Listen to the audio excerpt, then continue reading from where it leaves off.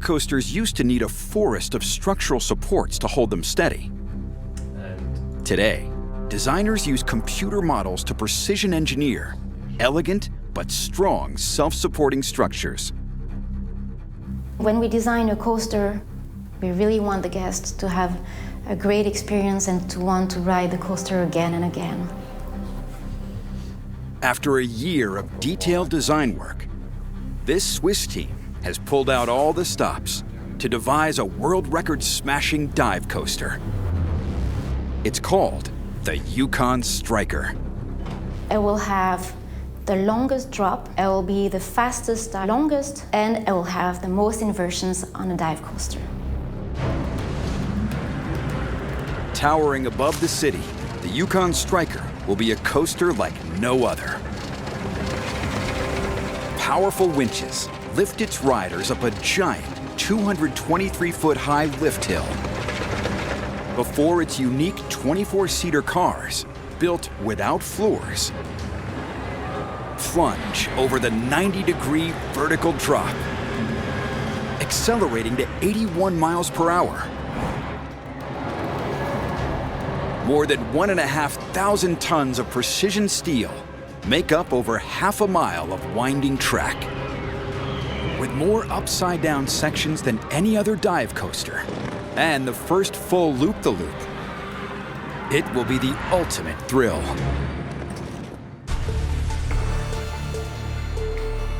For Peter's team at the park, constructing this giant will be a monumental challenge. This is not going to be a straightforward build. It's got so many twists and turns and changes in direction.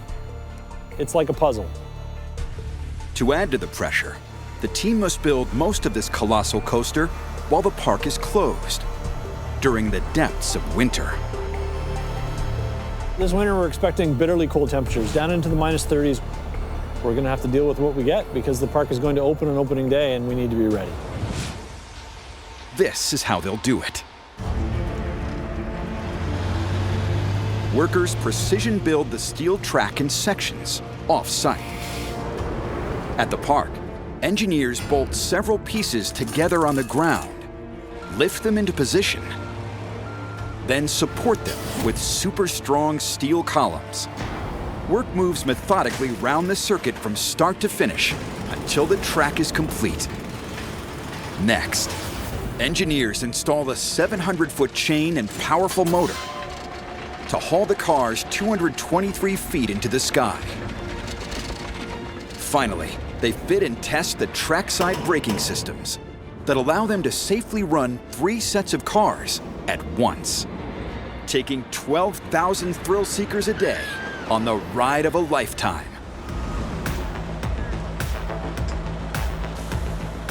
It's early morning at the park.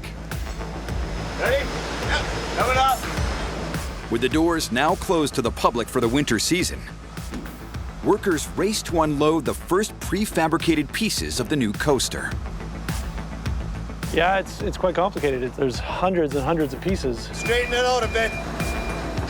The team's first task is to transport the steel through the park to the build site. Where trucks won't fit, they must use cranes to leapfrog the pieces over existing rides. I liken it to building a ship inside a bottle. You're limited within that bottle with what you can do and where you can reach and where you can place things. Despite the difficult site, they make good progress. It takes just 9 weeks for workers to install the framework for the giant lift hill and vertical drop.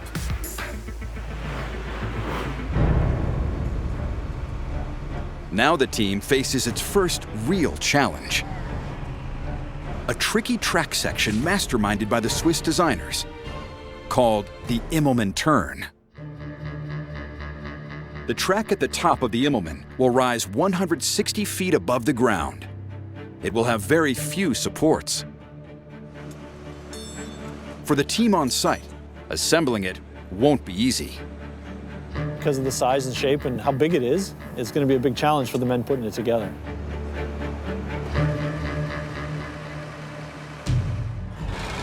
First, workers will lift a small support column, bolt it to its base, and haul in the track using a second crane. Next, they lift a much larger support column in sections and tie it off with guy lines. Cranes then lift in 2 pre-joined double lengths of track.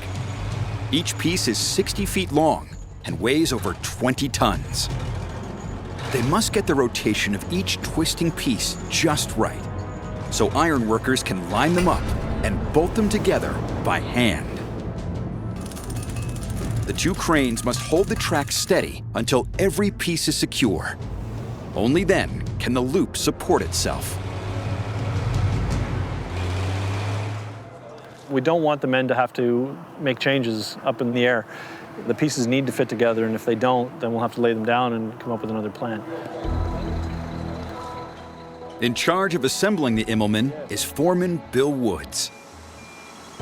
We're setting up a lot of cranes this morning. There's a lot going on, a lot of congestion, a lot of movement, a lot of people.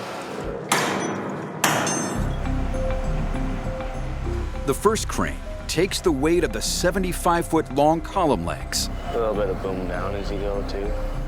and hoists them into the air.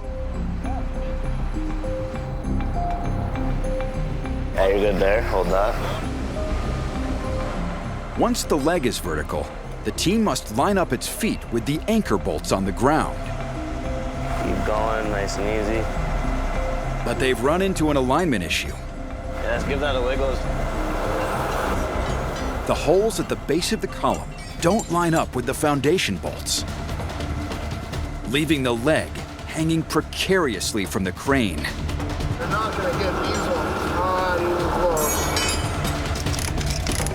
close. We need to know what's wrong. What's wrong? Yeah, that's right. Everything is such a tight tolerance, right down to the millimeter. And yeah, we're talking like here, we're 30, 40 mils out.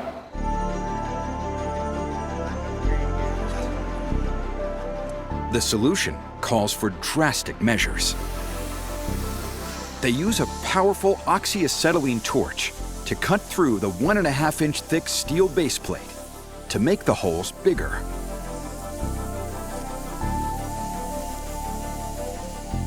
The base plate was off by 5.5 degrees.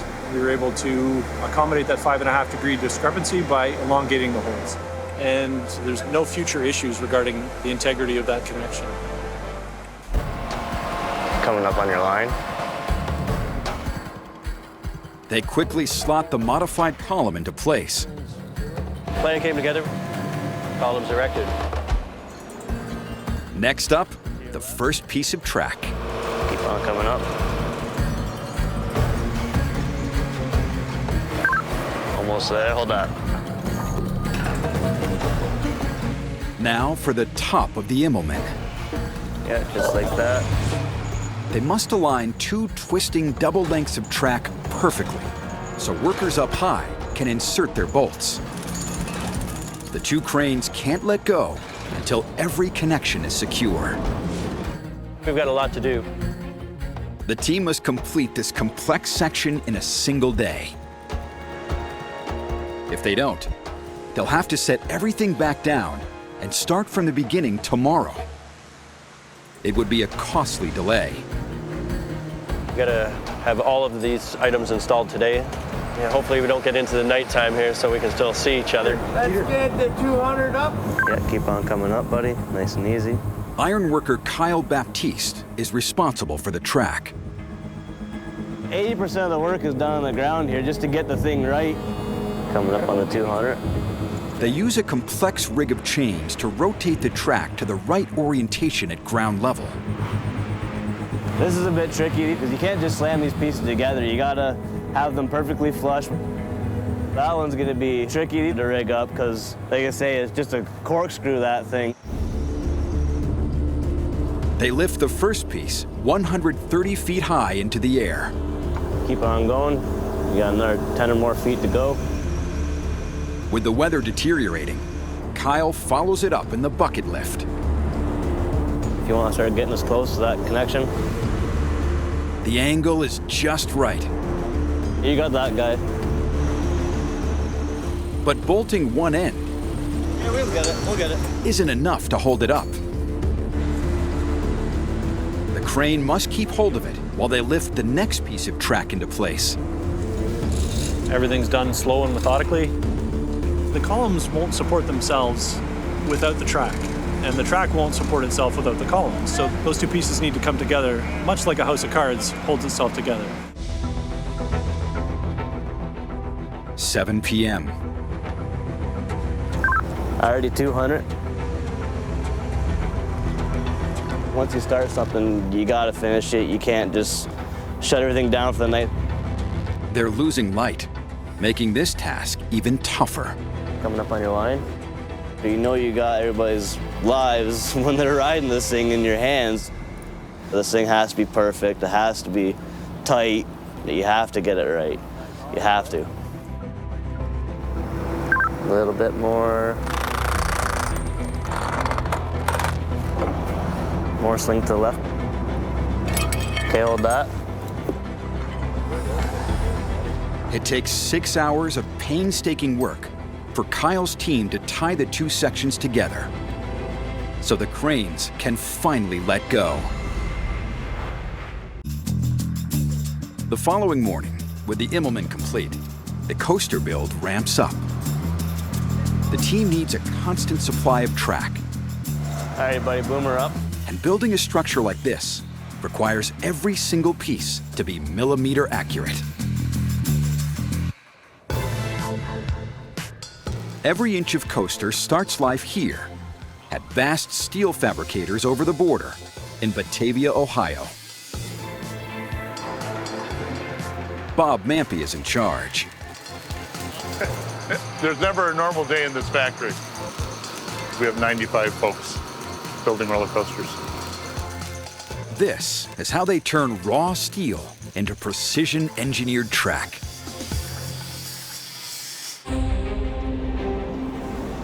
At the heart of each section, they weld a series of rigid boxes together out of high tensile steel, giving it incredible strength.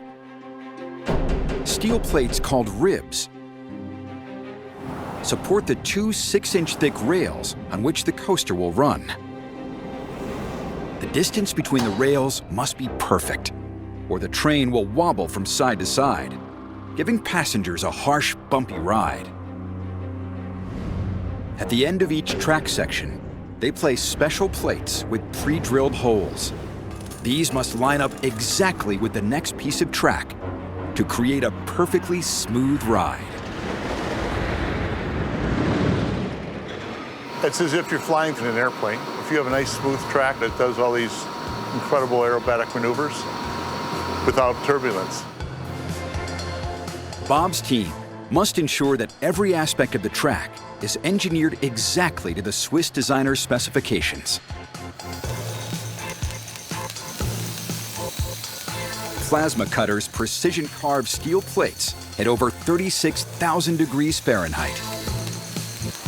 It's a real precise machine. It cuts really good, and it has to for what we do. Sandblasters lift microscopic impurities off every inch of rail.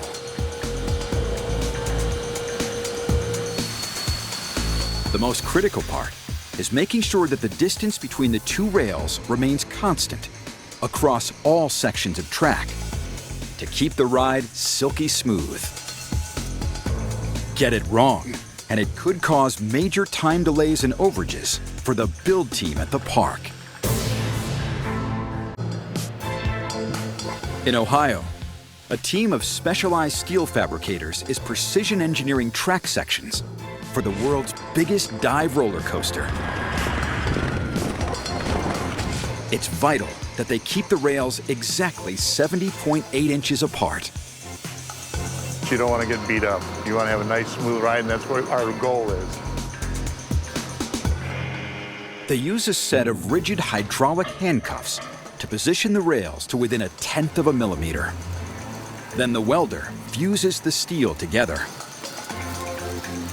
So important to have these tolerances within tenths of millimeters.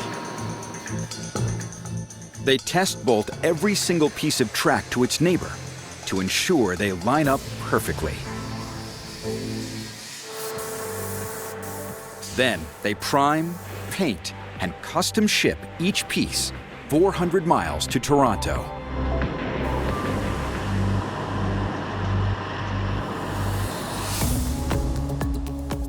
On site, it takes the construction team 12 weeks to assemble the first 80 pieces of this gigantic jigsaw together.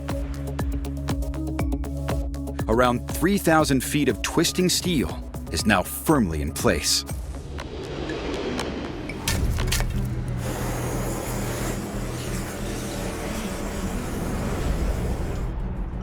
But now the team faces a new challenge. As the Yukon Striker grows bigger, the completed sections of track make it difficult to squeeze their cranes into position. Today we're in quite a congested portion of our construction site. They're having to get quite creative with the positioning of the equipment.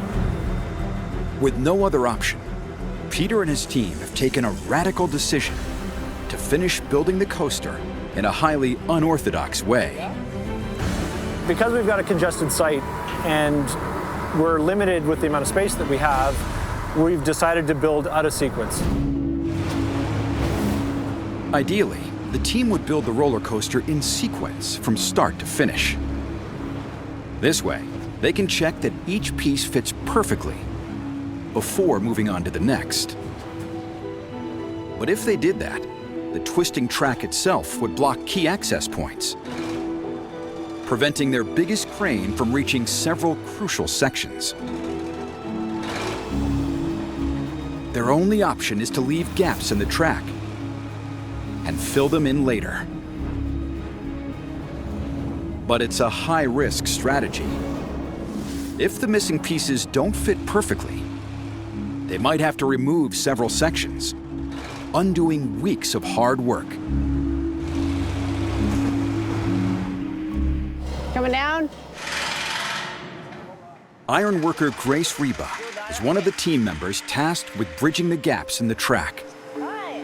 There's barely any room to maneuver the cranes. That's it.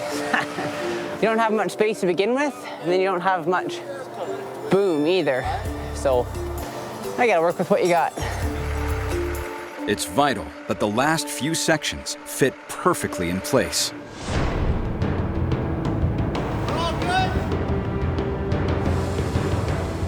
The first piece bridges half of the empty gap. Now for the moment of truth. Everything nice and level. Right on this side here.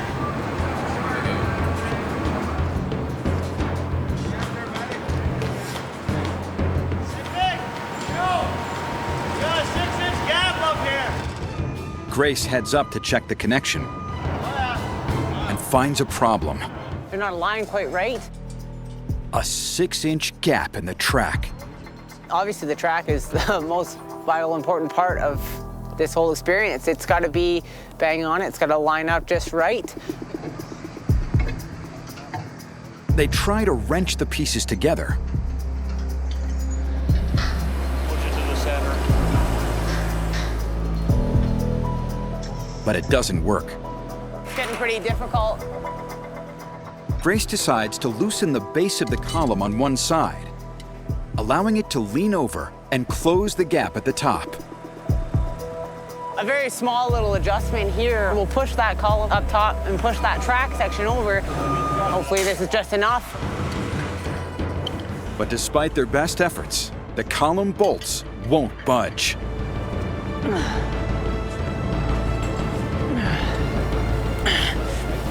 Nothing. Oh, this is tight. Try that. With a bit of quick thinking, ironworker Grace Reba uses a pole to get maximum leverage, loosening the bolts at the base of one of the support columns. A little difference on the bottom where you're moving it makes a huge difference up top where the track is. Okay, so that's loose. It takes several hours of work before they wrestle their bolts in and force the pieces of track together.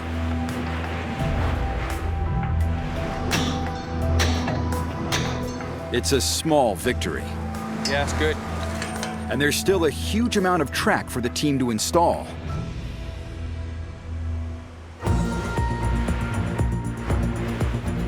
It's January. The team fights through the brutal Canadian winter, with temperatures dropping as low as -20. We carry on.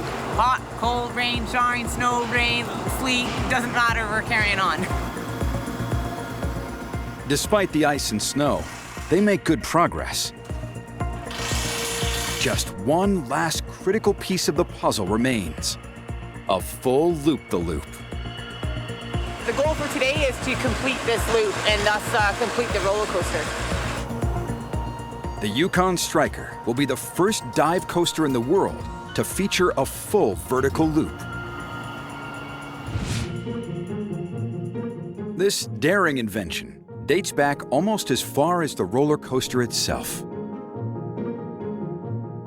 On the very first roller coasters in the 1800s, thrill seekers would coast down winding tracks in wooden carts. Engineers in Paris pioneered the first permanent vertical loop in 1846.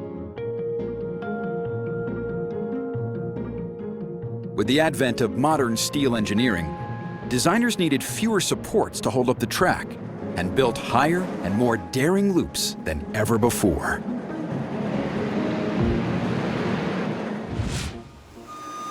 Everything's frozen. We got temperatures down to -40 with your wind chill. The team on site start by hoisting each 15-ton loop section into place. Workers battle the big freeze to bolt them together.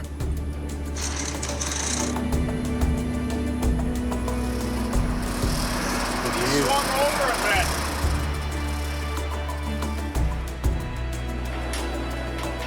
Last piece.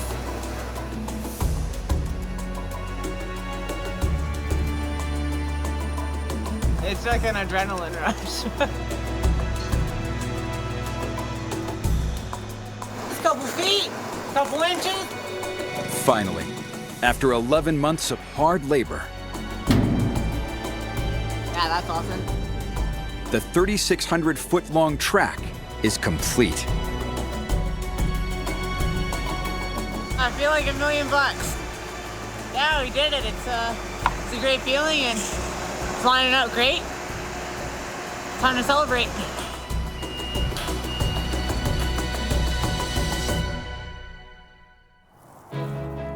It's mission accomplished for the ironworkers. Now, with 13 weeks to go until opening day, the build enters a new phase. The Yukon Striker's 3 passenger trains have arrived from Switzerland. They're approximately $1 million each train. They're the pinnacle of coaster car technology. But there's one thing that these innovative trains don't have: engines. Some people might think that the trains have motors, but that's not the case. The trains run on gravity. Once the vehicle plunges over the big drop, the train's own momentum is the only thing propelling it through all of the loops and turns. To pull the motorless trains up to the top of the lift hill, the team must install a giant lift chain. This hooks onto the bottom of the trains and drags them up to the highest point of the ride.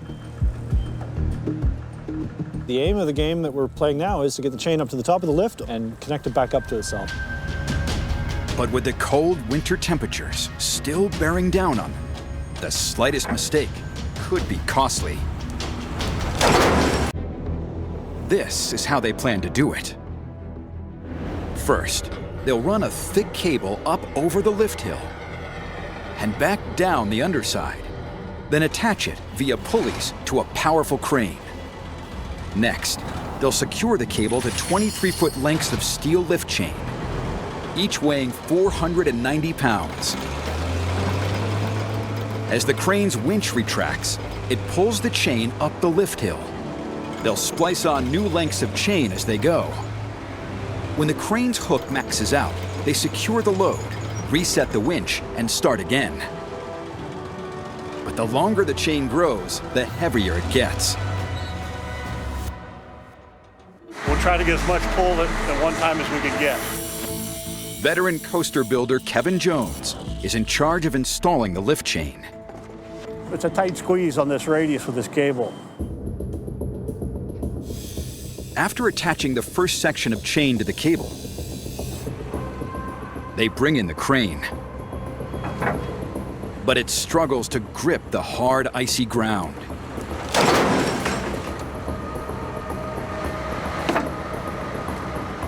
You're getting there. You scared? Finally, everything is rigged and ready to go. Okay, let's tell them we're going to start up.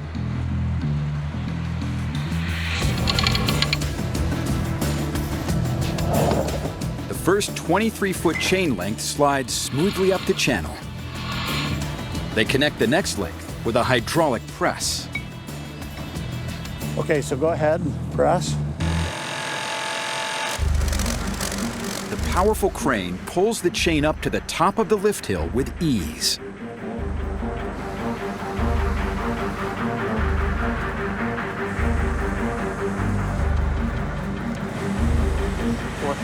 Travis. We're just going over the crest now, so we'll be approaching the sprocket shortly. All right, to the top. Good to go. Once they get the chain over the top sprocket, they're home free. We should have enough chain and enough pull on the crane to make a complete rotation around the top sprocket. The crane gently pulls the chain towards the sprocket teeth.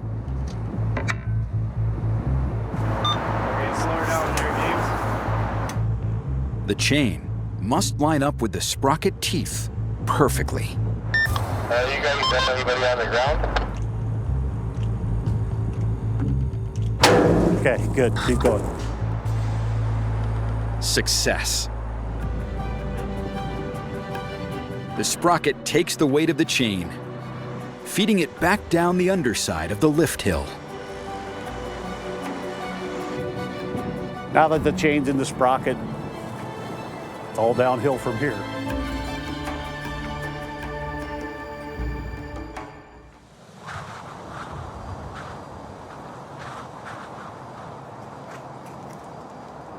It's late March. The worst of the Canadian winter has passed. But before they can open the world's biggest dive coaster, the team faces one last challenge: safety testing.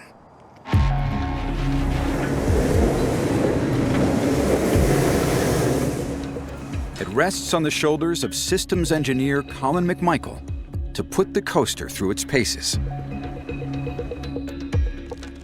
Luckily, he has some willing volunteers. We like to fill them up to about the armpits. We consider that about 70 kilograms, which is our optimal testing weight. The dummies can't get hurt, nothing can happen to them, so we like to put a lot of cycles on with the dummies so that when we put that first guess on, we're 100% confident that nothing's gonna happen. The team has spent 3 weeks proving that a single unmanned train runs smoothly around the track. Now, they face a much tougher challenge: running all 3 trains at the same time. We're ready to put all 3 trains on. This will be the first day we've done that. We need to test the ride as a whole. Under normal operating conditions, we're going to be running 3 trains. Continuously running coasters are essential to modern amusement parks as a way of keeping long lines to a minimum. And with safety a #1 priority, engineers have to make sure the trains can't collide. It's very important for us to make sure that the ride responds the way it should respond when we have things happen, like a fuse blow or a wire break or a sensor fail, so that the ride stops in a safe way. All clear? If a train gets stuck on the Yukon Strikers track, it's vital that they're able to stop the oncoming train behind.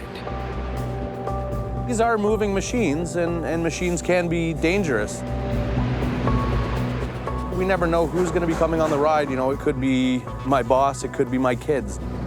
If this critical safety system isn't successfully tested over 2,000 times, the ride can't open to the public. So just how do you stop a train on the world's fastest dive coaster? The trains themselves don't have any brakes. Instead, they rely on a series of special brake sections distributed around the track.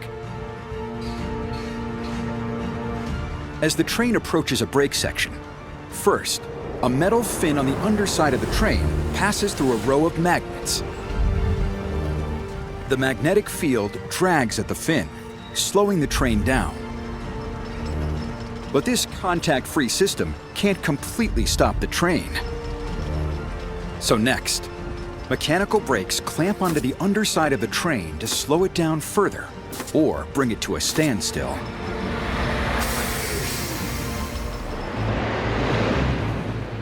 The track has 3 brake sections in total, one for each train. Once it's running, it's running. But once we get into these points, we can stop the trains if we need to stop them. As the 3 trains move around the track, hundreds of sensors act as eyes for the coaster's central control system. What these proximity switches do is see where the trains are throughout the entire course of the track. The processors will make decisions on where to allow trains to go and where not to allow them. If the system detects a stopped train ahead, it's programmed to automatically engage the necessary brake section, preventing a collision.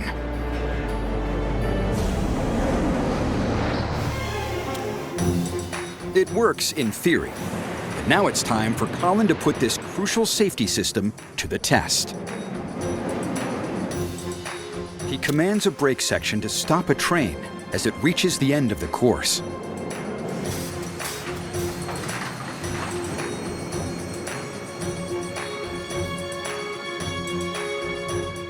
There's indications on the panel of where they are, and I can visually confirm that that's where the train is. The previous brake section should now stop the oncoming train in its tracks. Let the next train come around. Right on cue, the control system kicks in.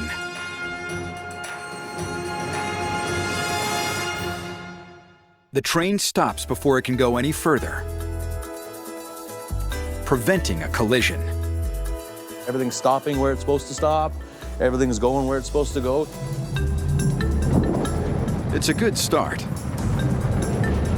Now, they must do it hundreds more times to prove that the entire system is reliable and safe.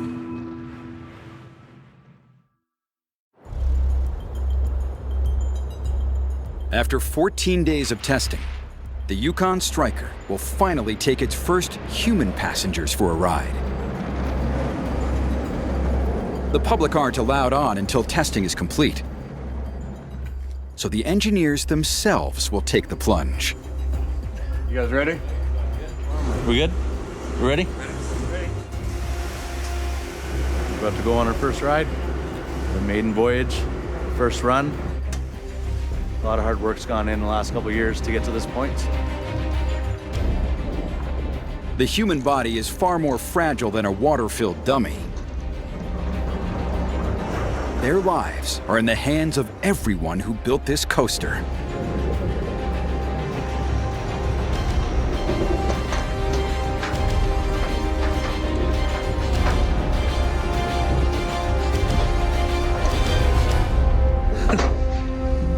Wow.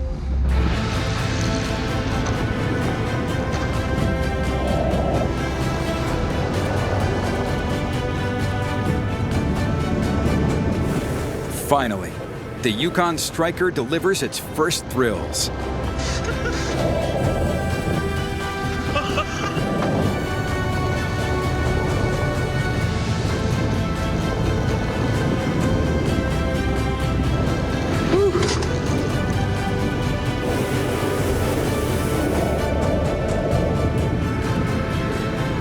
Wow.